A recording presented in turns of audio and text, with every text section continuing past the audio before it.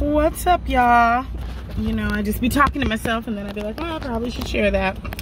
And I was sitting in my car thinking about an experience I had at a retreat one time. And all of this came up from a conversation with someone, I can't remember who it was right now, about how do we correct, you know, like what do we do about our elders who won't change, right? And this is actually not at all about elders. I don't have an answer to that question. I had some thoughts and reflections about that, but the bigger point I think lies in sort of what I was ruminating about. Because what I was recalling was a scenario at a retreat one time, and there was a woman there. She was an elder, and she was refusing sort of to participate in any of the aspects of the retreat. She was a no. And what, you know, and I spoke up about it. And, you know, I named that I thought that she was showing up as a no, and that it felt disrespectful to the collective nature of the work we were doing, and that it was, you know, part of an energy of negativity in the space, and that, you know, I really wanted to challenge her to think if there was a different way she desired to show up, or if she really wanted to be there, which would have been fine if she didn't. But then if she did, what would it look like to actually choose to show up? So that was a conversation I had with her, and it was really uncomfortable, and there were some people there who were upset with me because I said something to an elder. And what was remarkable about it at the end was that she really respected me for saying something. And it was one of those, it was actually, in my reflections of it, it felt like we were in a power struggle, what it was. And her no was her way of holding power over the group. And my challenging that made her feel like someone else had decided to be powerful too. She saw it as a sign of power. And so then she respected me because she saw it as a sign of power. And, you know, like whatever.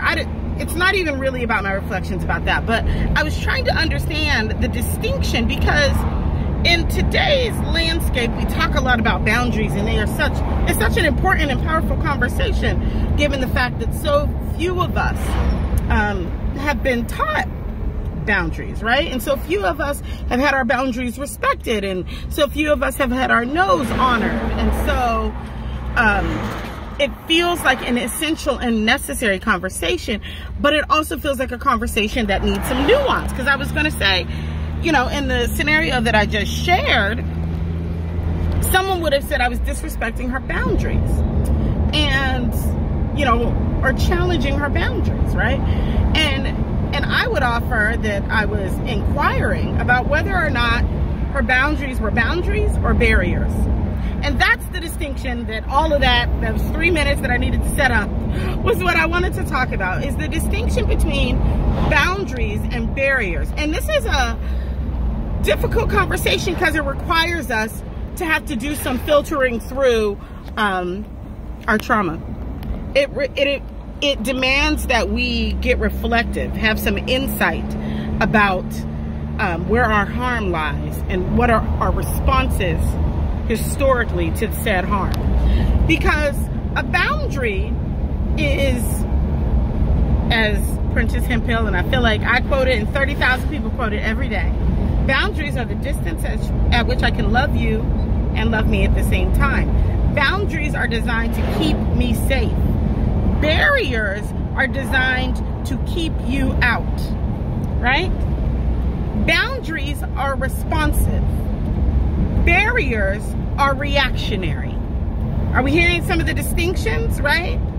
Boundaries are about you. Barriers are about others. And barriers are often about, here's what I have learned to do to, and I'm putting air quotes around this, protect myself from harm. And the reality is, right, that we're not actually protecting ourselves from harm, that what we are doing is starving ourselves of nurturing and nourishment, right? The nourishment that comes inside of connection, right? But what we're doing is we're starving ourselves of that because we fear that a historical outcome will be the present day outcome if we engage in something that feels like vulnerability. And what I want to offer to us today is that, one, harm is inevitable. Harm is inevitable. The only way to guarantee you will never be hurt is to stop living. That's it. That's it. The only way to guarantee that you will never be abandoned is to never risk abandonment, which means to live in isolation. The only way to guarantee that you'll never be rejected is to never risk rejection, which means to eschew human connection.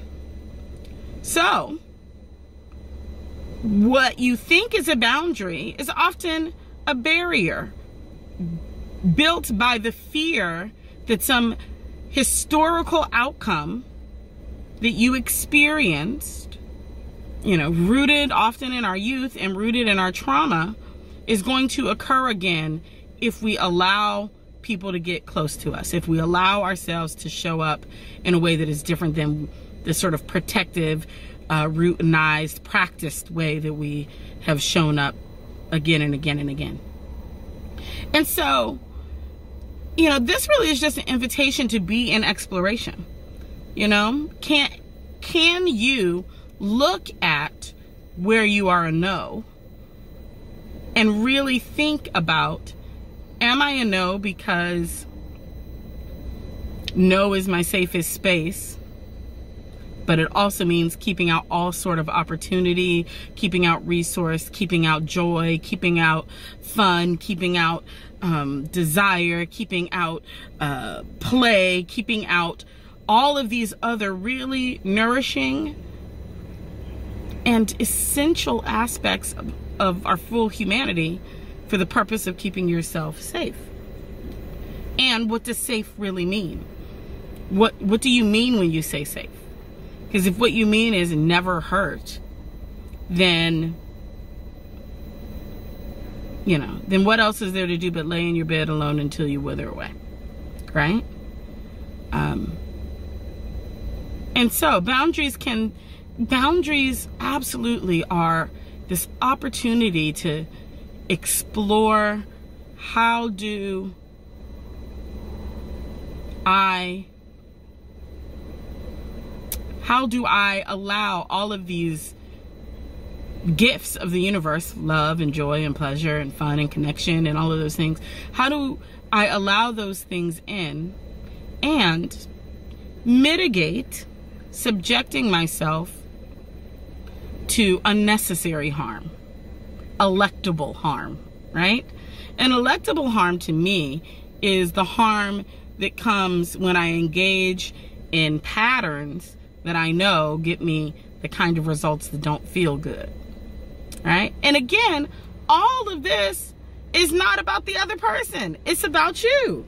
It's about, when I'm avoiding rejection, what I'm really avoiding, if I'm engaging boundaries to avoid rejection, what I'm really doing is practicing, how do I not reject myself? When I'm using my boundaries to avoid abandonment, what I'm really doing is saying, how do I set up a world where I don't abandon myself? And how do I stay in relationships that don't ask me or pull on my energy to abandon myself, right? Those are barriers. Those are boundaries. Barriers are keeping things out, and boundaries are keeping you in relationship with yourself first. So I would certainly be curious about how you all are practicing those things, how they are living inside of you, how you see the distinctions. And I'm hoping that you can be a yes from a place of love for yourself and a no from a place of love for yourself. Either way. All right, bye.